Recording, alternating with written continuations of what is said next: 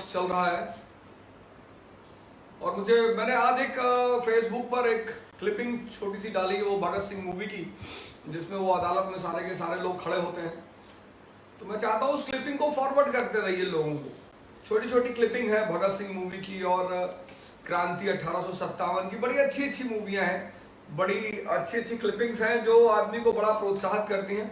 कल मुझसे कई लोगों ने पूछा, कल कर्नाटका के कई लोगों ने मुझसे मैसेज किया कि नौजवान क्रांति के स्तंभ क्या है, क्या करना है, हमें इंफॉर्मेशन देना है। पहला आज मैंने फेसबुक पे डाला भी, उसे सुबह सुबह मैंने उसे डाला है कि 4 पॉइंट प्रोग्राम है नौजवान क्रांति के। पहला पॉइंट प्रोग्राम हमारा इंफॉर्मेशन, कोविड-19 पे इंफॉर्मेशन देनी लोगों को कि साहब ऐसी ऐसी चीजें होती हैं, ये सिम्टम्स होते हैं। दूसरी बात मोटिवेशन, वो बहुत बड़ी चीज है, सारी समस्या मोटिवेशन से खत्म होती है, मोटिवेशन देना है। तीसरी बात कॉन्फिडेंस देना है लोगों को कि ऐसा नहीं है कि आप देखो कितने सारे केसेस हैं कि लोग आज कल छत्तीसगढ़ का मैंने एक वीडियो देखा जो वहाँ की पहली महिला पॉजिटिव थी और फिर नेगेटिव हुई, ठीक हुई वो। तो हिंदुस्तान में बड़ा अच्छा भगवान के आशीर्वाद से रिपोर्ट रहा है और वो रिपोर्ट ये रही है कि बहुत सारे केसेस अच्छे हो रहे हैं, भगवान के आशीर्वाद से ऐसा हो रहा है। और चारों तरफ से लोग काम कर रहे हैं, लोगों के मैसेज आ रहे हैं। एक मैसेज बड़ा इंपॉर्टेंट है यूपी से, ये विपिन कुमार जी हैं। विपिन कुमार जी, आपको नमन, आपको प्रणाम कर रहा हूँ मैं यहाँ से। और इन्होंने मुझे लिखा है कि ऐसे बड़े सारे मैसेज हैं, मैं सारे तो लिख दो लेकिन आपके सामने पढ़ूंगा जरूर। सर मेरे लायक कोई काम होगा तो बताइएगा, यूपी बस्ती से हूँ, लोगों को खाना खिला रहा हूँ, जिनके पास राशन की कमी है उनको राशन दे रहा हूँ, मास्क बांट रहा हूँ और सैनिटाइजर से सफाई करवाया हूँ अपने पूरे गांव का 4 लीटर मंगवा के। विपिन जी नमन है आपको, प्रणाम कर रहा हूँ। हमारे लायक और भी कोई काम हो तो आदेश करें। आप तैयारी अगर कर रहे हैं, आपके घर में कोई तैयारी कर रहा है, कोई पढ़ रहा है, तो आप हमें बताएं, हमारी तरफ से जितनी भी मदद होगी मैं करूंगा। आपने हमारी फीस अदा कर दी है तो आप जो है एनसीईआरटी प्रोग्राम के परमानेंट मेंबर बन गए हैं। आपको मेंबरशिप, आपके बच्चों को मेंबरशिप, बहुत अच्छा बहुत अच्छा। गांव, पूरे गांव को इन्होंने सैनिटाइज करवाया है, जिनके पास राशन नहीं है उनको राशन दे रहे हैं ये, और मास्क बंटवाए इन्होंने, एक एक आदमी। बहुत बढ़िया। ऐसे मेरे पास कई सारे मैसेजेस हैं, बड़े बड़े लंबे लंबे मैसेजेस हैं और मैं बड़ा खुश हूं, मैं बहुत आनंदित हूं इस बात को लेकर कि हमारे सारे भाई बंद चारों तरफ एक्टिव हैं। सर मैंने कल भी आपसे कहा था, मैं आज भी आपसे कह रहा हूं कि मैक्सिमम कितने केस हो सकते हैं हिंदुस्तान में? 3000 आंकड़ा दिखा रहा है, हम थोड़ा 3 गुना उसे बढ़ा लेते हैं, 10,000 मान लेते हैं, 9,000 मान लेते हैं। जितने भी लोगों के पास सिम्टम है या जो थोड़ा बहुत परेशान है, वो अपनी अपनी जगह पर डिस्क्लोज कर दें अपने आप को। 1 हफ्ते में समस्या खत्म, 1 हफ्ते में वो डिस्क्लोज कर दें, वो स्वतः क्वारंटाइन में चले जाएं, वो बता दें कि साहब हमको ये सिम्टम है, हमारा टेस्ट हो जाए। अब तो टेस्ट किट भी आ चुकी है बाजार में, तो अगर 10,000 लोगों का टेस्ट करना बहुत आसान है, गवर्नमेंट उसे संभाल सकती है और फिर 1 हफ्ते के अंदर ये समस्या खत्म हो जाएगी। बुद्ध का स्टेटमेंट था आत्म दीपो भव, बड़ा प्यारा स्टेटमेंट था। मोदी जी शायद उसी स्टेटमेंट से प्रभावित है। मैं कल भी मैंने इस बात को कहा था, बड़े लोगों मजाक बना रहे हैं कि मोदी जी ने पहले बचाया है अब जलवा रहे हैं। सर ऐसा कुछ भी नहीं है, वो बड़ा फेमस स्टेटमेंट है बुद्ध का। मेरे एक दोस्त है मिनिस्ट्री में, कई सारे दोस्त हैं, बहुत सारे लोग जो है वो जानने वाले हैं। हमारे बैकवर्ड साहब फॉर्मर एमपी रहे लातूर से, और बहुत सारे लोग हैं। सुनीता दुग्गल जी हैं, सिरसा से मेंबर ऑफ पार्लियामेंट हैं, और ऐसे बड़े सारे लोग हैं। तो आत्मदीपो भव का जो सिद्धांत है, आत्मदीपो भव का सिद्धांत है कि अपना दीपक जलाइए अंदर का, रोशन अंधेरा है चारों तरफ, ये उद्देश्य है। शायद प्रधानमंत्री जी इस बात पर फिर से चर्चा करेंगे, वो शायद ऐसा कहे, लेकिन वो जानते हैं कि ठीक है, इस देश के कितने बड़े संत का उद्देश्य है आत्मदीपो भव, अपना अपना दीपक जला लीजिए, अंधकार खत्म। अपना अपना दीपक जला लीजिए, अंधकार खत्म। और इसी अपने अपने दीपक पर ही आगे की कहानी मैं शुरू करूंगा। तो 1940 में अगस्त प्रस्ताव आया, डोमिनियन स्टेटस की बात कही उसने। कांग्रेस ने कहा डोमिनियन स्टेटस नहीं चाहिए, गांधी जी ने उसे रस्टेड नेल भी कहा ऑगस्ट ऑफर को, जंग लगी कील। बोले नहीं चाहिए, ऑगस्ट ऑफर नहीं चाहिए, मतलब डोमिनेंट स्टेटस नहीं चाहिए।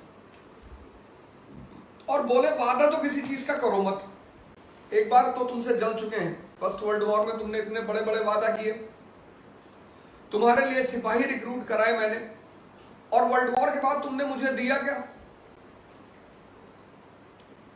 Rowlatt act. तो बाद की कोई बात मत करो, अभी अभी बताओ क्या करोगे। कहते ना दूध का जला हुआ छाछ भी फूक फूक के पीता है। तो गांधी जी बड़े डिफरेंट से मूड में थे। अगस्त ऑफर कांग्रेस ने नहीं माना, तो शुरू हुआ व्यक्तिगत सत्याग्रह, बहुत जबरदस्त सत्याग्रह। शायद बोस साहब इस सत्याग्रह से बड़े निराश हुए, व्यक्तिगत सत्याग्रह से। वो शायद समझ नहीं पाए। मैंने कहा ना कि कभी कभी कुछ लोग कदम उठाते हैं और हर व्यक्ति उस कदम को समझ नहीं पाता। गांधी को पढ़ना, गांधी को समझना, लिंकन को समझना, बिस्मार्क को समझना, जितनी बड़ी हस्तियां हैं उनको समझना, मोहम्मद साहब को समझना ही मुश्किल है। अगर व्यक्ति समझ जाए, दुनिया में पढ़ना मुश्किल नहीं है। आपने दे तो दिया एजुकेशन, सबको फंडामेंटल राइट बना दिया एजुकेशन को, लेकिन क्या आप नासमझी दूर कर पाए? नहीं, और ना आप कर पाएंगे, क्योंकि कुछ चीजें वो नेचर के हाथ में है। आप उसे भगवान कहें, नेचर कहें, खुदा कहें, वो उसके हाथ में, उसने अपनी मोनोपोली बना रखी है। जैसे आप स्कूल भेज सकते हैं, बच्चों को पढ़ा सकते हैं। मेरी बेटी ने उस दिन आपसे कहा कि मेरे फादर मुझे पढ़ने के लिए कभी नहीं कहते। जी बिल्कुल, मेरे बच्चे बैठे हुए हैं, मैं उन्हें पढ़ने के लिए कभी नहीं कहता, क्योंकि मुझे एक बात समझ में आ गई कि जिसको चीजें समझ में आएंगी वो राजा, जो अवेकेंड है वो राजा, जो संघर्ष से मोहब्बत करता है वो युवा, जो चुनौतियां फेस करना चाहता है वो युवा। कुछ परिभाषाएं जो मुझे एकदम क्लियर हो गई, तो उनमें कोई डाउट नहीं है, कोई डिलेमा नहीं है, कोई परेशानी नहीं। व्यक्तिगत सत्याग्रह। अब व्यक्तिगत सत्याग्रह में कुछ विशेष लोग विशेष एरिया से लिए गए, जैसे जेल नेहरू लिए गए और विनोबा भावे लिए गए पटना से। अब इन्हें करना ये था कि पटना में ये लोगों को संबोधित करेंगे और फिर पटना से गांव गांव लोगों को संबोधित करते हुए दिल्ली की तरफ बढ़ेंगे। इसलिए इस आंदोलन को दिल्ली चलो आंदोलन भी कहा गया। अब आप कहेंगे साहब व्यक्तिगत से क्या प्रभाव पड़ेगा? सर, प्रभाव पड़ने की बात नहीं है। किसी काम को करने से पहले उसका होमवर्क करना बहुत जरूरी होता है। अब 28 महीने लोगों ने ऑटोनोमस गवर्नमेंट देखी थी, आजादी देखी थी, पुलिस को अपना सेवक होते हुए देखा था, सिविल सेवकों को अपने लिए काम करते हुए देखा था। तो इस देश के लोगों को यह समझ में आ गया था कि आजादी मतलब क्या। तो ये लोग जब गांव गांव घूमते हुए दिल्ली की तरफ बढ़ रहे थे, तो ये लोगों से यही बता रहे थे कि 28 महीने मजा आया।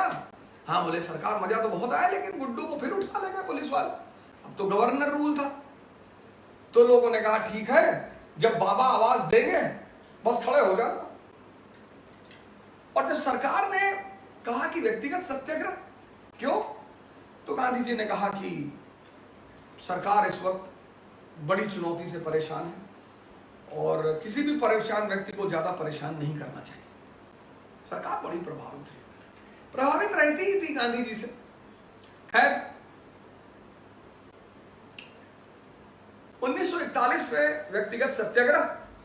1941 में जापान ने अटैक कर दिया अमेरिका पे, पर्ल हार्बर, और 1941 में जर्मनी ने अटैक कर दिया यूएसएसआर पर। तो ये दुनिया के उभरते हुए मुल्कों ने अब ब्रिटिश सरकार पर दो तरफ से दबाव, एक व्यक्तिगत सत्याग्रह का दबाव और दूसरा ये शक्तियां, यूएसएसआर और यूएस जैसी शक्तियां, इन्होंने ब्रिटेन से कहा कि यार ये जो डेडलॉक हिंदुस्तानियों के साथ है इसे खत्म करो, तोड़ो इसे। तो आप 1942 में देखेंगे क्रिप्स मिशन। 1942 में क्रिप्स मिशन भारत आ रहा है। आंतरिक दबाव और बाह्य दबाव का परिणाम, internal pressure and external pressure. और क्रिप्स मिशन आया। अब क्रिप्स मिशन में उन्होंने बात पुरानी ही कही, थोड़ा नए ढंग से कही। जैसे उन्होंने कहा कि भारत को हम डोमिनियन स्टेटस देंगे, लेकिन हम भारत को स्पेशल स्टेटस देंगे। गांधी जी ने कहा स्पेशल स्टेटस मतलब? बोले मतलब यह है कि कॉमनवेल्थ है हमारा, कॉमनवेल्थ जिन जिन देशों पर ब्रिटेन का कब्जा था उनके संगठन को कॉमनवेल्थ कहा गया। तो बोले कि भारत तो रहेगा डोमिनियन स्टेटस, लेकिन स्पेशल स्टेटस के रूप में अगर भारत चाहे तो कॉमनवेल्थ को छोड़ सकता है। गांधी जी ने कहा मतलब गुलाम रहेंगे लेकिन क्राउन लगा के रहेंगे। गांधी ने कहा यार डोमिनियन स्टेटस की तो बात ही मत करो, अब तो वो हमारा एजेंडा ही नहीं। दूसरी बात, क्रिप्स मिशन की जो सबसे खास बात रही उसमें पाकिस्तान की धमकी दी गई। मालिक लोग करते हैं ऐसा, जो ताकतवर लोग होते हैं वो ऐसा करते हैं कि हमारे पास बड़े सारे ऑप्शंस हैं और हमारे पास तो इतने टीचरों की लिस्ट है और ये है और वो है। धमकी देते हैं ताकतवर लोग कि हमारे पास काम करने वालों की कमी नहीं है, हमारे पास टीचरों की कमी नहीं है। सर किसी के पास किसी चीज की कोई कमी नहीं होती। आप अपनी आंतरिक ताकत बनाकर रखिए, आप इस दुनिया में किसी भी व्यक्ति पर कभी निर्भर नहीं रहेंगे। आप अपनी योग्यता बनाइए, योग्यता, टैलेंट, संघर्ष करना सीखिए, चुनौतियों से लड़ना सीखिए और आंतरिक और बाह्य ताकत का विकास करिए। मैंने आपसे कहा 2-3 दिन पहले क्लास में, मैंने कहा 3 जगह जाने की आदत डालिए, दुनिया खुद ब खुद आपको सजदा करेगी। मंदिर जाइए जिस भी धर्म के आप हैं, लाइब्रेरी जाइए और जिम जाइए। सबसे ज्यादा समय लाइब्रेरी, 1 घंटा जिम, 1-2 घंटा मंदिर। ध्यान करिए, तो जिम आपकी बाह्य ताकत को बढ़ाएगा, मंदिर आपकी मानसिक ताकत को बढ़ाएगी और लाइब्रेरी आपका सर्वांगीण विकास करेगी, इंफॉर्मेशन देगी नए, और टाइम भी आपका कटेगा बड़ा प्यार से और विकास के साथ। कोई कुछ नहीं करेगा आपके लिए। आपको लगता है सरकारें करेंगी और ये करेगा और ये करेगा और संविधान कुछ नहीं करेगा। सर कोई कुछ भी नहीं करेगा। जो ताकतवर है वो इस दुनिया को भोग करेगा। आप बुद्ध हैं तो बिंबिसार आपकी कदम पर आके बैठेगा। विवेकानंद अमेरिका पहुंचे, उन्हें सम्मान मिला भारतीय होने की वजह से नहीं, ताकत। आप इतनी सारी कहानियां पढ़ते हैं लेकिन आप उन कहानियों का उद्देश्य, संदेश नहीं लेते। मैंने कहा शायद आपसे कि अंबेडकर जी की एक फोटो मेरे पास है, अगर मैं उसे उठाकर लाऊं और आपको उनकी डिग्रियां दिखाऊं तो आप में से बहुत सारे लोग बता ही नहीं पाएंगे कि ये डिग्री किस चीज की है। और संभावना यह है कि आप में से बहुत सारे लोग उनको बड़ा प्यार करते हो।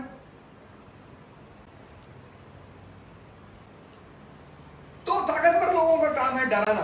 तो पाकिस्तान की धमकी दी गई कि जब भारत अपना संविधान तैयार करेगा और उसमें कोई गुट भारत का अगर उस संविधान को नहीं मानता है तो उसे नए संविधान बनाने की अनुमति दी जाएगी। नया संविधान बनाने की अनुमति का मतलब नया मुल्क।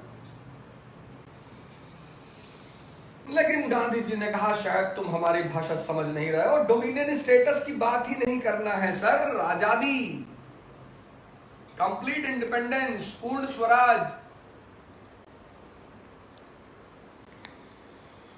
और गांधी जी ने कहा क्रिप्स मिशन को पोस्ट डेटेड चेक, कांग्रेस ने फिर रिजेक्ट कर दिया।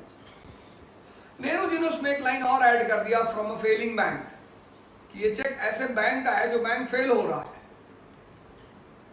और कांग्रेस ने एक बार फिर इसको रिजेक्ट कर दिया।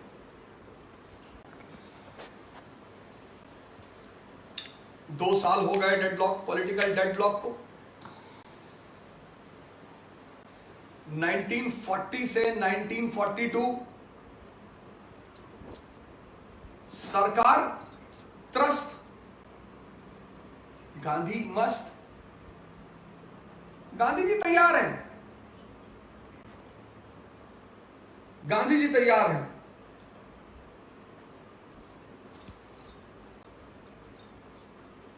राष्ट्रवादी तैयार हैं। सरकार त्रस्त हो चुकी है। और फिर 9 अगस्त 1942 को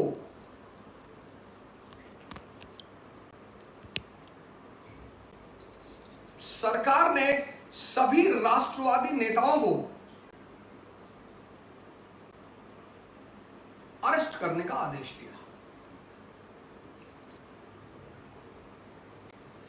सभी राष्ट्रवादी नेताओं को अरेस्ट करने का आदेश दिया कि सबको अरेस्ट कर लिया जाए।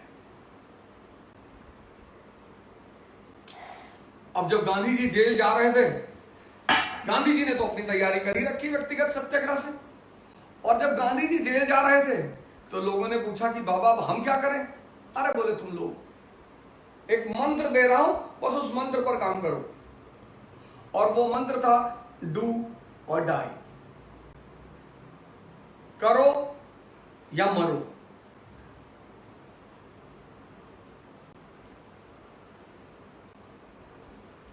डू और डाई। और यहीं शुरू हुआ आधुनिक भारत के इतिहास का सबसे बड़ा आंदोलन, भारत छोड़ो, क्विट इंडिया मूवमेंट। जैसे आज हम एक लड़ाई लड़ रहे हैं, लड़ाई चली रही है, लड़ाई चली रही है। आज मैंने एक पोस्ट डाला, पता नहीं आपने देखा कि नहीं, संप्रदायवाद, कम्युनलिज्म सबसे बड़ा वेपन है नेशनलिज्म को कंट्रोल करने का। हमारे दुश्मन एक्टिव हैं, दुश्मन हमेशा एक्टिव रहेंगे, और जब भी आप पर परिस्थितियां खराब होंगी तो दुश्मन और ज्यादा एक्टिव हो जाएंगे।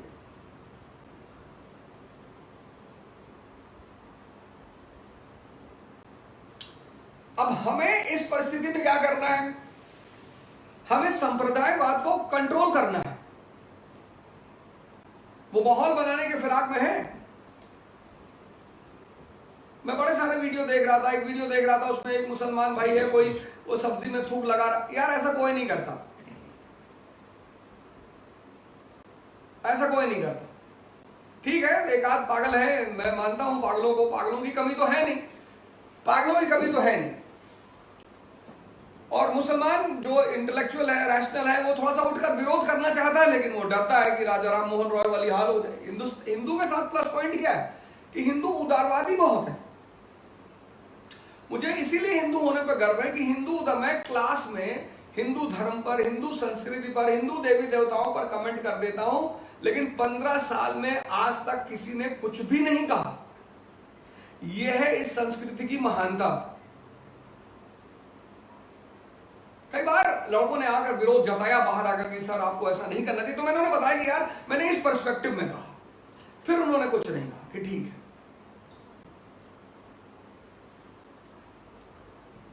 लेकिन किसी भी समुदाय के जो समझदार व्यक्ति होते हैं, अगर वो आगे नहीं आएंगे तो वो भी जाएंगे, उनका भी विनाश होगा। वो नहीं बोलेंगे इसका मतलब ये थोड़ी वो बच जाएंगे, क्योंकि शैतान तो शैतान है, वो किसी का भी विनाश करेगा। वो पहले दूसरों का करता है, फिर अपना ही करता है। गांधी जी ने अपना होमवर्क कर लिया था, कांग्रेस ने अपना होमवर्क कर लिया था व्यक्तिगत सत्याग्रह के द्वारा, और क्विट इंडिया मूवमेंट। और साहब जबरदस्त आंदोलन। इस आंदोलन में गांधी जी एक नए व्यक्तित्व के रूप में उभर कर सामने आते हैं। क्रोध हमारे अंदर है, इमोशन हमारे अंदर है, सब कुछ हमारे अंदर है, हम इंसान हैं। कोई अगर ये कहे भाई साहब मैं क्रोध नहीं करता, सर आप नहीं करते होंगे, पर है। कुछ लोग उसका ज्यादा ही उपयोग कर लेते हैं, इमोशन का ज्यादा ही उपयोग कर लेते हैं, क्रोध का ज्यादा ही उपयोग कर लेते हैं, वो परेशान होते हैं। अब गांधी जी का एक और चारित्र्यगत विशेषता देखिए, एक्स्ट्रा ऑर्डिनरी। मैं कहता हूं ना हम सब ऑर्डिनरी, एक्स्ट्रा। आप अपने पर्सनालिटी में कितनी चीजें एक्स्ट्रा जोड़ लेते हैं। 98% लोग दूसरों की बुराई करते हैं, आप मत करिए, आप एक्स्ट्रा ऑर्डिनरी हो गए। मुसलमान खराब है, हिंदू खराब है, ईसाई खराब, कोई खराब नहीं है। मुसलमानों को तो मेरी जब भी बात होती है, बड़े मुसलमान दोस्त है मेरे, इंटेलेक्चुअल है, उनसे कहता हूं यार तुम इतनी बढ़िया किताब रखे हो, खुद से पढ़ो, खुद से पढ़ो, खुद से डिसाइफर करो, खुद से उन चीजों के बारे में निकालो। से हिंदू हैं, या तो वो गीता नहीं पढ़ते हैं या वो खुद पढ़ते हैं। ये हिंदुओं का सबसे स्ट्रांग पॉइंट है। किसी भी हिंदू घर में कोई पुरोहित आकर उनके बच्चों को गीता नहीं पढ़ाता। आपको हिंदू मिलेगा या तो उसने गीता पढ़ी, और जिसने खुद से पढ़ी और खुद से उसके अर्थों को समझा, उसका जीवन बदल गया।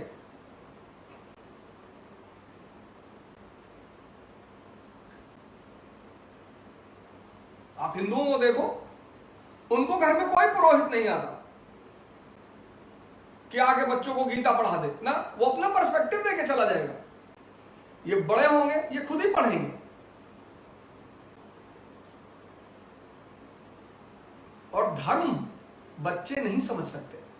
बच्चों को फीडिंग की जा सकती है, बहुत बड़ी कॉन्सेप्ट है।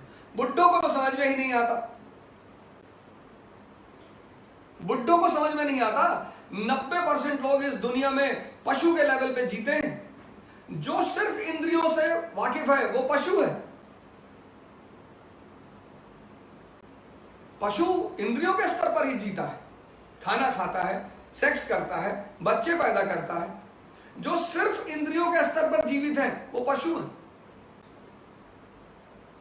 जो इंद्रियों से उठकर मन पर आ गए, इंसान के पास एवोल्यूशन करने का मौका है।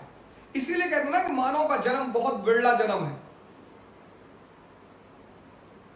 इसीलिए मानव जन्म को बहुत उच्चतम श्रेणी में रखा गया है, क्योंकि आपके पास एवोल्यूशन करने का मौका है, उठने का मौका है, भगवान इस इंसान से ब्रह्म बनने का मौका है।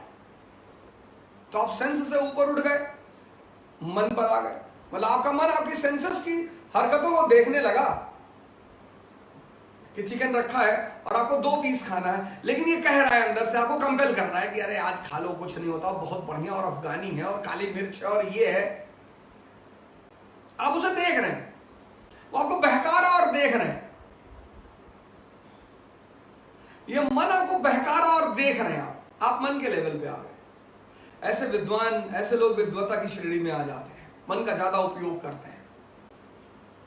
कुछ लोग मन को भी ट्रांसलेंट कर जाते हैं, सांसों पे आ जाते हैं, 24 घंटे सांसों के साथ जीते हैं, सांसों को देखते हैं, मन को भी सुपरसीड कर जाते हैं, वो संत हो जाते हैं।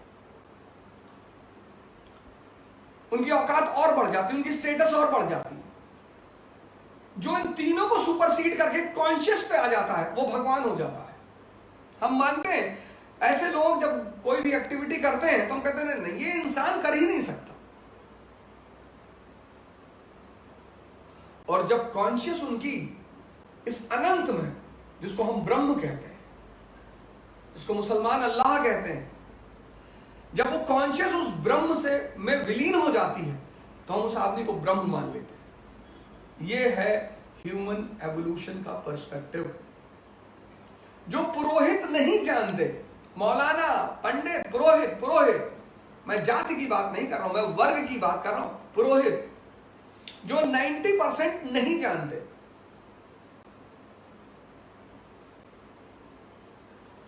गांधी जी मन के लेवल पे जी रहे हैं, संभवतः सांसों पर भी आ चुके हम, क्योंकि ऑड काम करते हैं वो, और ऑड काम करना हर आदमी के बस की बात नहीं है। यहां लोग 10 साल कसम उठाते हैं सिगरेट नहीं पिएंगे, सिगरेट नहीं पिएंगे, और मुझसे ज्यादा किसी ने पिया भी नहीं होगा। मेरे बड़े सारे मित्र देख रहे होंगे, बचपन वाले, हालांकि कमेंट नहीं करते हैं वो, लेकिन वो मेरी कहानी सुनने को बड़े उत्सुक होंगे कि अवध ओझा अपनी कहानी सुनाएंगे कि नहीं सुनाएंगे। एकदम सुनाऊंगा सर। 4-4 डिब्बी, 5-5 डिब्बी सिगरेट खत्म हो जाती थी, लेकिन मजाल है कि अब मैं उस तरफ देख लूं, मैंने छोड़ा नहीं, वो छूट गई।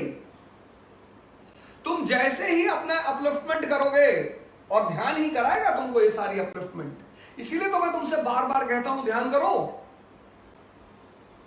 ध्यान मतलब अपलिफ्टमेंट, एक लेवल से दूसरे लेवल पे आना, सेंसेस के लेवल से मन के लेवल पे, मन के लेवल से सांसों के लेवल पे।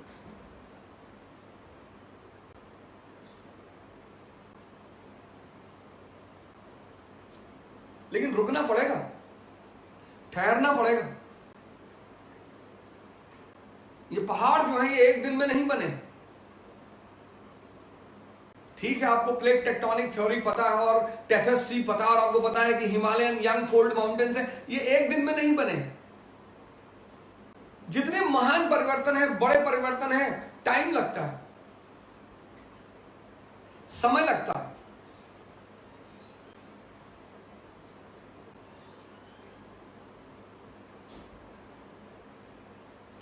आपको कुछ छोड़ना नहीं है। जैसे ही आपका स्तर बढ़ेगा छूट जाएंगी। आप साइकिल से चलते हैं एज अ स्टूडेंट, आपने कहा साहब साइकिल छोड़ देंगे हम। क्यों छोड़ रहे हो? तुम आईएएस क्वालिफाई करो, गवर्नमेंट तुमको SX4 दे देगी, साइकिल छूट गई। ये जो 31 दिसंबर को लोग कसम खाते हैं ना, ये कसम ही खाते रह जाते हैं जिंदगी भर, क्योंकि इंटरनल कोई चेंज नहीं होता, आंतरिक कोई परिवर्तन नहीं होता।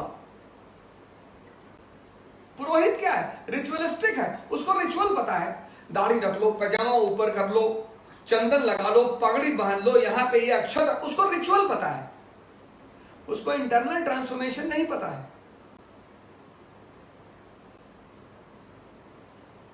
गांधी जी का एक अलग व्यक्तित्व 42 में निकल कर आता है। क्रोध में है गांधी जी, देखिए 22 में क्रोध में नहीं है, 42 में क्रोध में है। 22 में वो कहते हैं कि मैं I don't have any faith in violence, मैं हिंसा में विश्वास ही नहीं करता। उनको पता था कि मुट्ठी भर लोग खड़े, मुट्ठी भर, अंग्रेज बहुत मारेंगे इन मुट्ठी भर लोगों को। लेकिन 42 में पूरा मुल्क खड़ा है और सारे मुल्क को पता है कि आजादी क्या है। पूरे मुल्क को तुम नहीं मार सकते,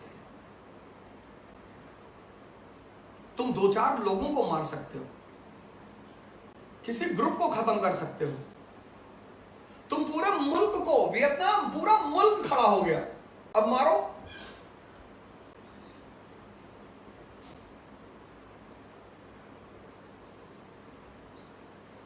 तो विपिन चंद्रा में एक लाइन है कि in the August of 1942 Gandhi was in a different mood. Mains में इसी लाइन को उठाकर शॉर्ट नोट पूछ लिया जीएस में। कांग्रेस वर्किंग कमेटी ने कहा कि हम क्विट इंडिया को के प्रस्ताव को पारित नहीं करेंगे। गांधी जी ने कहा पारित नहीं करोगे, मैं इस देश की मिट्टी से एक नई कांग्रेस पैदा कर दूंगा। अरे CWC ने कहा सरकार ऐसा क्यों बोल रहे हैं, चलिए पारित कर दिया। बोले अगर ये क्विट इंडिया रेजोल्यूशन पारित नहीं करोगे ना, मैं इस देश की मिट्टी से कांग्रेस से बड़ा ऑर्गेनाइजेशन खड़ा कर दूंगा। यह है व्यक्तित्व की महानता। अंग्रेजों ने कहा गांधी जी 1922 में आपने कहा था आप हिंसा को पसंद नहीं करते। बोले मैं आज भी हिंसा को पसंद नहीं करता।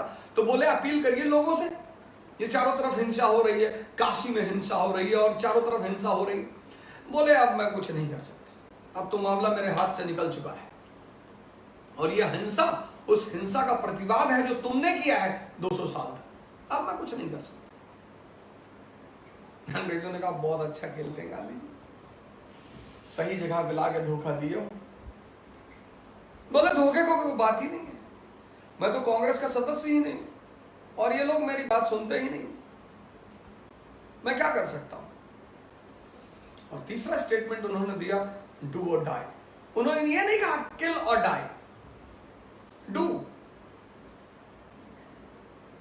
क्योंकि पिछले 20 साल से वो इस देश के लोगों को सत्याग्रह और नॉन वायलेंस सिखा रहे थे। पिछले 3 आंदोलनों में उन्होंने लोगों को सिखाया सत्याग्रह और नॉन वायलेंस क्या है, non cooperation, civil disobedient individual. लेकिन जब उन्होंने कहा डू, तब वो सलीम कसाई, उससे आपने कहा डू, उसने चाकू उठा के डाल के घुमा दिया। ये दुनिया का सबसे बड़ा डिप्लोमेटिक स्टेटमेंट था, डू और डाई। गांधी जी ने कहा मेरे लिए तो डू सत्याग्रह और नॉन वायलेंस ही है, पर सलीम कसाई उसे कैसे देखता है, बब्बू पनवाड़ी उसे कैसे देखता है, इसकी जिम्मेदारी मेरी नहीं है। दूसरी सबसे खास बात रही इस आंदोलन की कि समानांतर सरकारें बनी, पैरेलल गवर्नमेंट्स। बलिया में चित्तू पाणे साहब ने बनाई, लेकिन बलिया चूंकि प्लेन में पड़ता है तो बहुत जल्दी सरकार का उस पर कब्जा हो गया। सतारा में बनी समानांतर सरकार, तामलुक में बनी पैरेलल गवर्नमेंट, और ये इस बात का संदेश था सर ब्रिटिश हुकूमत को कि अब तैयारी नहीं है तुम्हारे साथ रहने के लिए। तीसरी सबसे बड़ी घटना रही कि जो एरिस्टोक्रेसी है, दुनिया में दो ही लोग हैं, एक कॉमन आदमी, एक एरिस्टोक्रेसी। एरिस्टोक्रेसी जिसकी समझदारी बहुत अच्छी है। मैं एक साहब का इंटरव्यू पढ़ रहा था कि साहब हम तो मस्जिद में नमाज पढ़ने जाएंगे और हमारी आस्था का विषय साहब, और मरना होगा तो साहब कहीं भी आदमी मर जाएगा और मस्जिद में मरेंगे तो जन्नत मिलेगी और ये होगा वो होगा। साहब ईरान में इतने लोग मर गए और रामनवमी के दिन कुछ लोग बाहर निकल आए थे, पीटा सरकार ने उनको, पुलिस वालों ने, बहुत अच्छा किया। रथ यात्रा निकाल रहे, दूसरे की शव यात्रा की तैयारी कर रहे हैं। सरकार चलाना बहुत आसान काम है, बशर्ते लोग, अगर समझदार की परसेंटेज ज्यादा है फिर तो ये 1 अरब 30 करोड़ हमारी ताकत है। अगर वो समझदारी का लेवल ज्यादा हो, मैं फेसबुक पेज को देखता हूं, वही तबलीगी पकड़े हुए, अरे खत्म हो गया मैटर यार, आगे बढ़ो, लोगों को अवेकन करो कि कोरोना, मेरे एक मित्र हैं, उन्होंने लिखा कोरोनुद्दीन नाम है, कोरोना भी इस्लाम मुसलमान हो गया है। आगे बढ़ो, आगे बढ़ो, अवेकन करो लोगों को, ऊपर उठो इससे, लड़ाई में हिस्सेदारी लो, हैदर अली बनो, उलझो मत। डेमोक्रेसी विरोध करना सिखाती है, दुश्मनी नहीं सिखाती।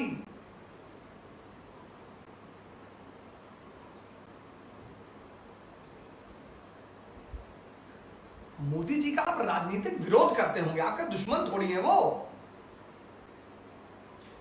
और देश संकट की स्थिति में है तो सबको साथ में मिलकर चलना है। इतने सारे वीडियोस आ गए, इतने सारे। बाबा रामदेव, मैं तो उन्हें सत नमन कर रहा हूं। इस बार मैं पतंजलि योग पीठ जाऊंगा तो व्यक्तिगत तौर पर से उनका मिलकर ही आऊंगा। वो भस्त्रिका उन्होंने बताया, बड़ी अच्छी चीज, भस्त्रिका और कपालभाति। भस्त्रिका तो 4 मिनट सबको करनी ही चाहिए कि आपका ये ट्रैक क्लियर रहे, यहां म्यूकस ना जमने पाए, बड़ी अच्छी चीज। गर्म पानी पीजिए और फ्लू होने ही मत दीजिए, जुकाम होने ही मत दीजिए। जैसे जुकाम होगा म्यूकस बढ़ेगा, उसका बुखार होगा। आप जुकाम होने ही मत दीजिए, आप पहले ही स्टेज पे रोक लीजिए। आप कच्ची हल्दी का काढ़ा पीजिए, आप जुकाम होने ही मत दीजिए, आप जुकाम होने ही मत दीजिए। कुछ भी नेगेटिव एलिमेंट शरीर में बढ़ेगा तो शरीर अपने फाइटरों को एक्टिवेट करेगा, तभी तो बुखार होता है। बुखार का मतलब कि शरीर लड़ रही है, कुछ बाहर का एलिमेंट अंदर आ गया, शरीर लड़ रही है।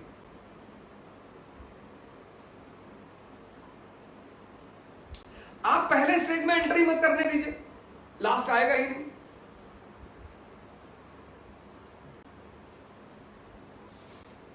समानांतर सरकार है। तीसरी बात, एरिस्टोक्रेसी, मैंने कहा वो लॉबी जो समझदार है, 2% है पूरी दुनिया में, बस 2% है। 2% लोग आदिकाल से 98% को रूल करते हैं।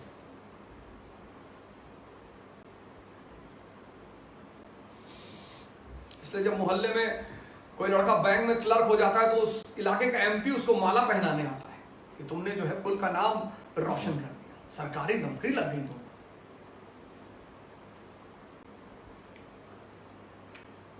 एमपी को बड़ी खुशी होती मेंबर ऑफ पार्लियामेंट को कि टैलेंटेड आदमी था, क्लर्क बन के ही खुश है।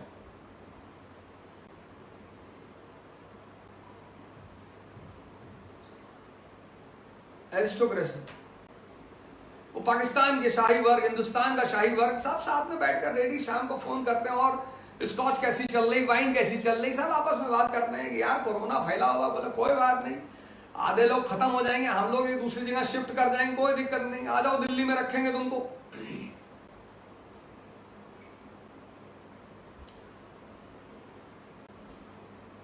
शाही चेस के गेम का सबसे प्यारा नियम जो मुझे समझ में आता है, जो मुझे बड़ा अच्छा लगता है, कि आप राजा को चेस बोर्ड से हटाएंगे नहीं। Check and mate, finish. एक राजा दूसरे राजा को कभी चेस बोर्ड से हटने नहीं देगा।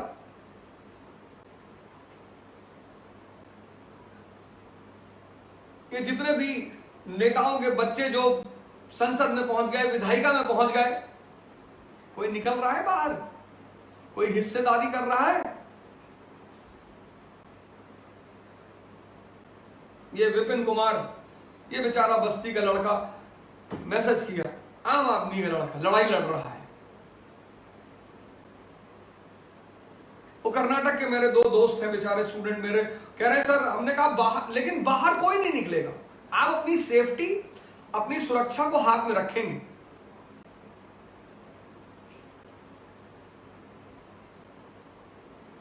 सोशल डिस्टेंसिंग को मेंटेन करेंगे।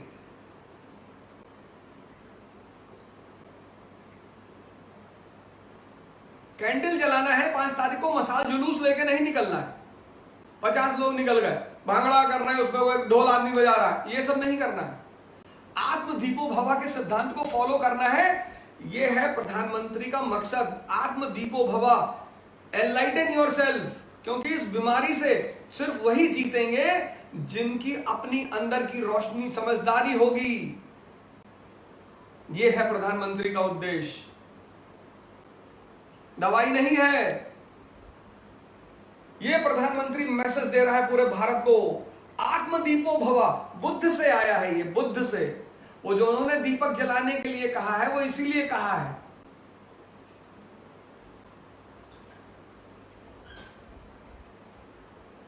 पूछिए आपके वो जो सांसद हैं महेंद्रनाथ पांडे जी, उनसे पूछिए कहां से आया है वर्ड, बताएंगे आपको। आत्मदीपो भवा से आया है कि रोशनी जलाने का मतलब है कि समझदारी से ही इस युद्ध से जीता जा सकता है। हर व्यक्ति की समझदारी ही काम आएगी। कि मोदी जी लाइट जलावे कहीं नहीं, दिमाग की स्वच्छ रखो, सोशल डिस्टेंसिंग मेंटेन करो, जुकाम मत होने दो, पहले चरण में आने ही मत दो। ये सब समझदारी ही तो है।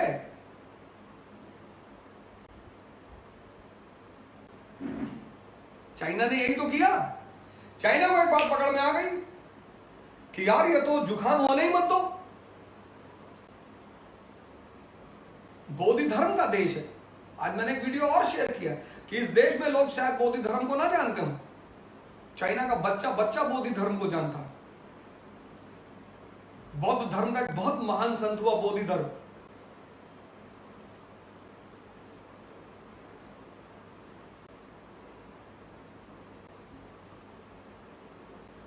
क्विट इंडिया की ये सब तीसरी सबसे खास, जो तीसरे पॉइंट पे हम चर्चा कर रहे थे, वो यही थी कि एरिस्टोक्रेसी, सारे दल के नेता सारे दिल्ली में इकट्ठा हुए, इंडस्ट्रियलिस्ट, सारे दलों के नेता दिल्ली में इकट्ठा, उसको दिल्ली कन्वेंशन कहा गया। उन्होंने सरकार से अपील की कि जनता के साथ ज्यादती न की जाए।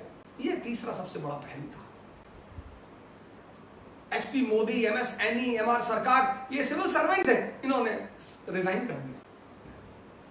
ये सबसे इंपॉर्टेंट पहलू है कि पहली बार एरिस्टोक्रेसी भी जनता के साथ आके खड़ी होगी। राजा दरभंगा ने खुलकर जनता का साथ दिया। तो पहली विशेष बात, गांधी जी विशेष मुद्रा। इसी को तो जागृत व्यक्ति कहते हैं कि क्रोध को भी इस्तेमाल करना है सही जगह पे। मेरे एक मित्र है, मैं उनके साथ आउटर लाइन में टहल रहा था रिक्शे पे। रिक्शे वाले ने हाथ पकड़ के नीचे उतार दिया मुझे। बुजुर्ग रिक्शा वाला था, 55-55 साल उम्र थी। उसने कहा बोल रहे हो पीछे बैठ के तेजी तेजी मैं डिस्टर्ब हो रहा हूँ रिक्शा चलाने में। मैंने कहा दादा गलती हो गई, अब नहीं बोलेंगे। फिर किसी का फोन था, मैं फिर तेजी तेजी से बात करने लगा, वो टेम्परामेंट है मेरा। उसने रिक्शा रोका, हाथ पकड़ा, उतार दिया। मेरे दोस्त एक साथ में थे, उन्होंने कहा वो पलटे। मैंने कहा मैंने कहा चाचा गलती हो गई।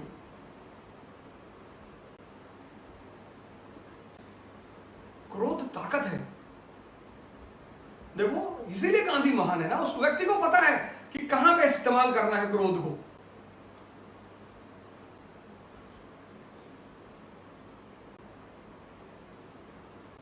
क्रोध आपके अंदर नहीं है तो आप जीव है ही नहीं। जानवरों में क्रोध है,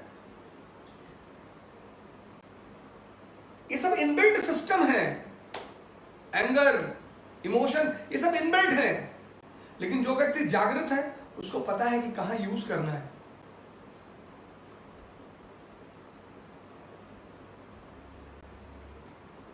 तो गांधी जी विशेष मुद्रा में, फिर समानांतर पैरेलल गवर्नमेंट्स, फिर एरिस्टोक्रेसी जनता के साथ। एरिस्टोक्रेसी को आना ही था, एरिस्टोक्रेसी को पता चल गया था कि आजादी आने वाली है, साइड बदल लो।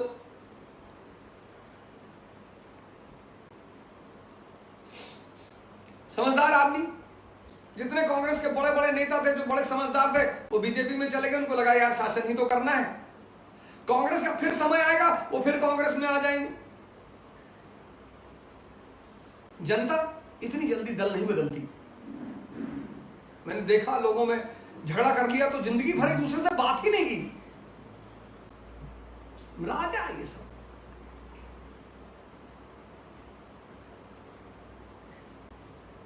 अच्छे अच्छे कांग्रेस के बड़े बड़े नेता बीजेपी में चले गए। सत्ता सुख लेना है, बत्ती के ऊपर घूमनी है, राज करना है। फिर परिस्थितियां बदलेंगी, फिर वो पार्टी में आ जाएगा। बेवकूफ कौन बनेगा? जनता। जो समझदार वो राजा। ये सूत्र है, फॉर्मूला है कि one who has a high level of maturity is a king. Mohammad bin Tughlaq बहुत पढ़ा लिखा, समझदारी नहीं है। टोकन करेंसी चला दी बिना प्रिकॉशन के हिंदुस्तान में, जहां लोग इलेक्ट्रॉनिक मीटर में जुगाड़ कर लेते हैं। हिंदुस्तान में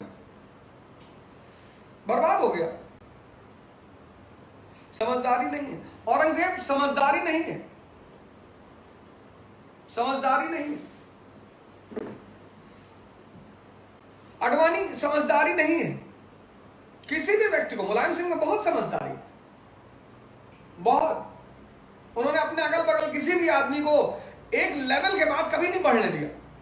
किसी भी व्यक्ति की औकात एक लेवल के बाद कभी नहीं बढ़ने दिया, क्योंकि उनको पता था, सिद्धांत पता था कि जिसकी भी औकात ज्यादा बढ़ जाएगी वो मुझे ही ओवर रूल कर जाएगा। अमर सिंह की औकात एक लेवल के बाद बहुत बढ़ गई, काट के फेंक दिया उन्होंने। आजम खान को काट के फेंक दिया, फिर लिया है। अडवाणी जी ये काम नहीं कर पाए। भुगते बाद में।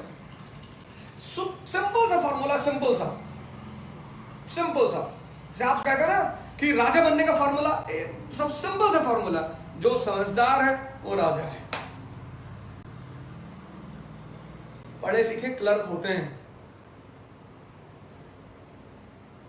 लेकिन सबसे ज्यादा समझदारी बढ़ती है पढ़ने से, इसलिए पढ़ना जरूरी है। कोल्ड वॉर पढ़ोगे ना तो समझोगे कि कोल्ड वॉर क्यों चल रहा था, इसलिए पढ़ना जरूरी है। पढ़ाई आपको महान नहीं बनाती, पढ़ाई आपको समझदार बनाती है, सोचना सिखाती, कोरिलेट करना सिखाती, कॉन्सेप्ट बताती, आपके दिमाग को खोलती है। Education never makes you great, education makes you mature, pragmatic, and that maturity and pragmatism makes you great. चौथी सबसे खास बात, अब इतिहासकार मुद्दा उठाते हैं कि ये प्लान्ड मूवमेंट था कि आउटबर्स्ट था।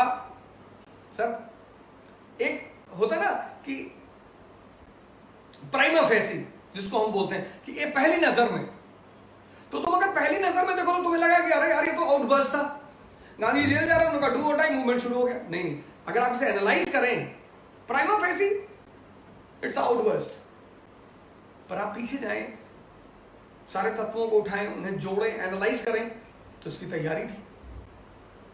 और पहले लाइन ऑफ लीडर्स अरेस्ट हो चुके थे, फर्स्ट लाइन, सेकंड लाइन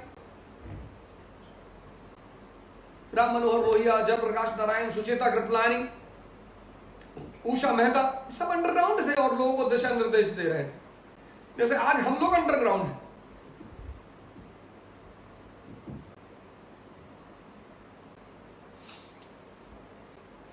एक सूचना और भी देनी थी to my friends from Hyderabad and Telangana that I will be visiting Shoshin classes once the lockdown will be over. So I will be visiting Shoshin classes. Shoshin ma'am is my elder sister, so there is no chance that I will not come to that institute. If she is saying that I am coming to take the crash course, and whenever I will have a leave here in Delhi, so I will be visiting Shoshin classes to take the history classes. So please don't have a doubt for that. वो मैं जैसे ही lockdown खत्म होगा मैं class लेने आऊंगा Hyderabad and Telangana.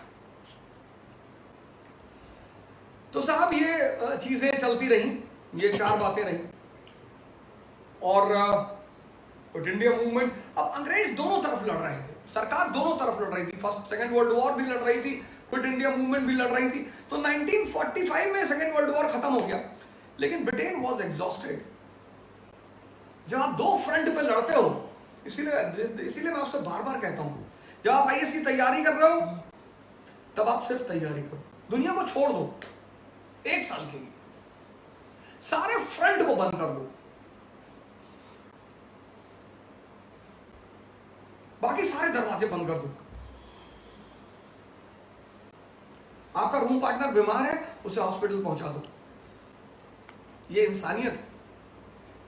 उसके पापा में उसकी बुआ में झगड़ा हो गया, आप उसे सॉल्व कर रहे हैं, आप कभी चपरासी भी नहीं बनेंगे, आईएएस तो छोड़ ही दीजिए, सब कुछ भूल जाइए। Isolation is a gift for mature people, pain for idiots. Sir 20 किताबें निकाली मैंने पढ़ने के लिए, मैं जाता था किताबें लेकर आता था, 30-40 किताबें ऐसी पढ़ी हैं जिनको मैं पढ़ ही नहीं पाया।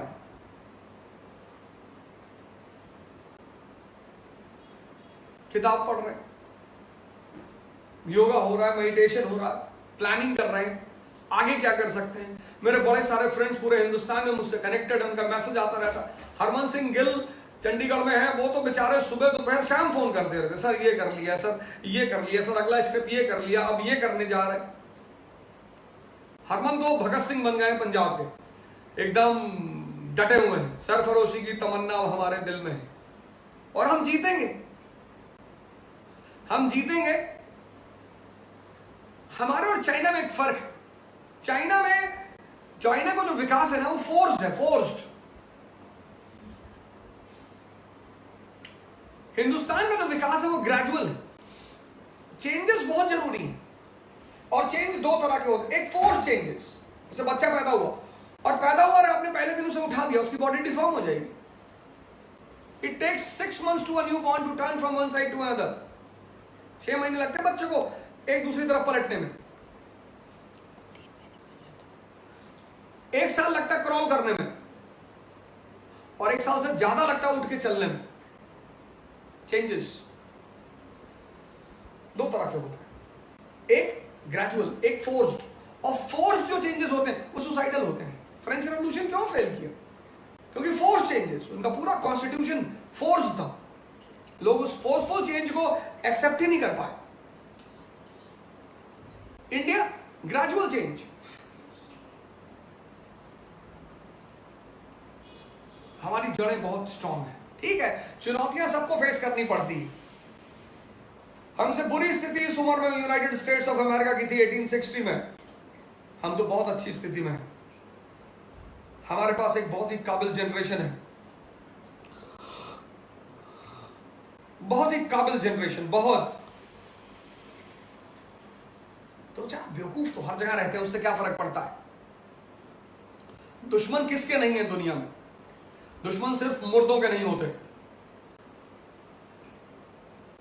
मरे हुए का कोई दुश्मन नहीं होता।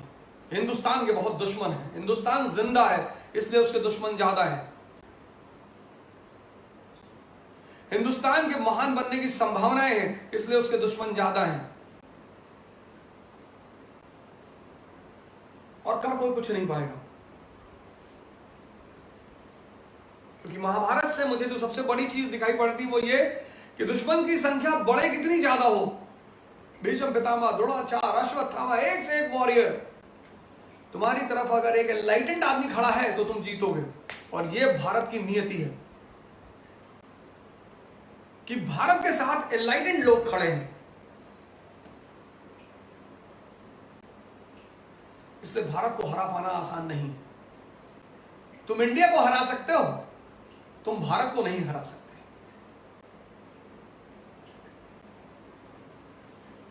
तुम भारत को नहीं मिटा सकते। भारत का मतलब ज्ञान। तो 1945 में ब्रिटेन एग्जॉस्ट हो गया और नेशनलिस्ट टायर्ड हो गए। तो एक टायर्ड और दूसरा एग्जॉस्ट, दो फ्रंट पे कभी मत लड़ो जिंदगी में। जब भी तुम आईएएस की तैयारी करने निकल लो, किसी चीज की तैयारी करने निकल लो, बिजनेस करने जा रहे हो, अपने आप को कहीं खड़ा करने जा रहे हो, सारे दरवाजे बंद कर दो, आंख बंद कर लो और 5 साल में तुम रिजल्ट देखो।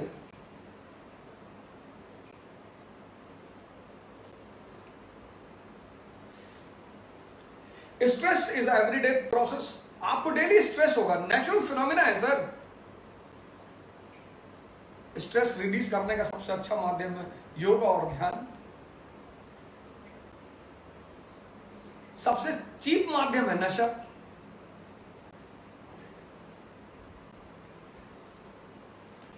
जितनी कैपिटलिस्ट कंट्रीज हैं उसमें शराब को इतनी क्यों वैल्यू दी जाती है? प्रेशर है लोगों पे every day, inside pressure, outside pressure. और अगर वो उसे रिलीज ना करें, पागल हो जाए, फट जाए, ब्रेन हैमरेज हो जाए,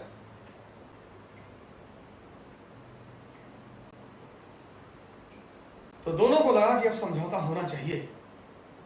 तो 1945 में तुम देखोगे वेवेल प्लान। और यहीं से मैं कल के एपिसोड की कहानी शुरू करूंगा।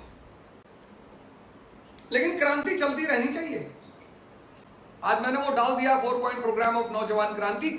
आप उसी 4 पॉइंट अपने लैंग्वेज में, the people from Tamil Nadu they will prepare the video in their local language. Don't do it in English, it has to go to the common people. The people from Karnataka, Telangana, Assam, Bengal, Kashmir, Punjab, Rajasthan, you please make the videos in your own local language, because you have to spread it in among your own people. Simple way. First point, information. Information. It's a flu which becomes fatal in the last stage. How? Explain it. Motivation. If the data of the cases recovered in India, outside India, US, Italy, etc., etc. Don't talk about the deaths. Motivation. Third, confidence. Anyone can fight. Create your own stories. Confidence. Create your own stories. Whenever you speak lie to save the life of others, it's not bad. It's very good. An enthusiasm. I'm ready to come out and fight.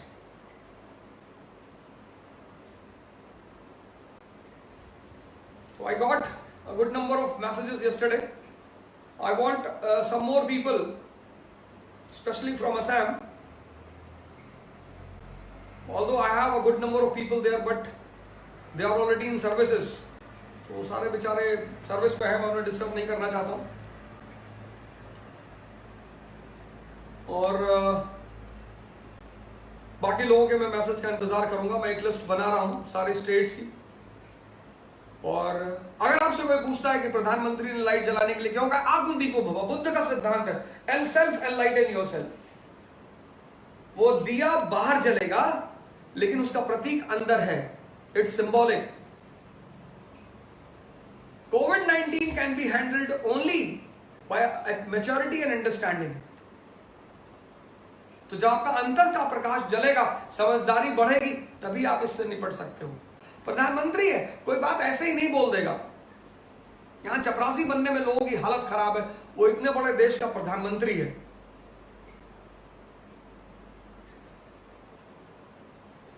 सबसे प्रार्थना करता हूं, निवेदन करता हूं कि लड़ाई रुकनी नहीं चाहिए, लड़ाई चलती ही रहनी चाहिए। बाकी तोहफा मैं आपको देने जा रहा हूं, अगले 1-2 दिन में आपके सामने हो। जय Hind. You want to say something? Come within 2 minutes। नमस्ते सबको। चलो, आज मैं आप सभी को एक कहानी सुनाने वाली हूँ, छोटी सी है, द निडल ट्री। 2 भाई होते हैं, एक बड़ा होता है और एक छोटा। वो दोनों लाइक जो लकड़ियाँ काटते हैं ना जंगल में जाके, वो होते हैं। तो बड़ा भाई छोटे भाई को बहुत परेशान करता है, यानी कि चुपके से जाके उसका खाना खा लेता है, बेफालतू में उसको मार देता है और कभी कभार उसका खाना छीन के खा जाता है।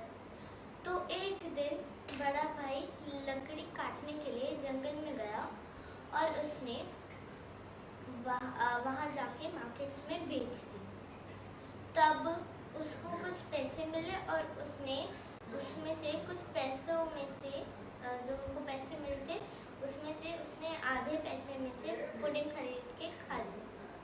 फिर वो और जंगल में गया और लकड़ियाँ काटने चला गया घर के लिए। तो फिर उसको एक सोने का ट्री मिलता है, द गोल्डन ट्री। उसको काटना शुरू ही करता है कि ट्री से आवाज़ आती है और वो कहता है कि मुझको मत काटो प्लीज़। तो कहता है व्हाई नॉट। तो फिर पेड़ कहता है अगर तुम मुझे नहीं काटोगे तो मैं तुमको अपने गोल्डन एप्पल्स दूंगा। तो वही लड़का कहता है ओके लेट्स टेक, लाइक वो होते हैं ना सौदा, लाइक वही। तो वो उसने कर दिया।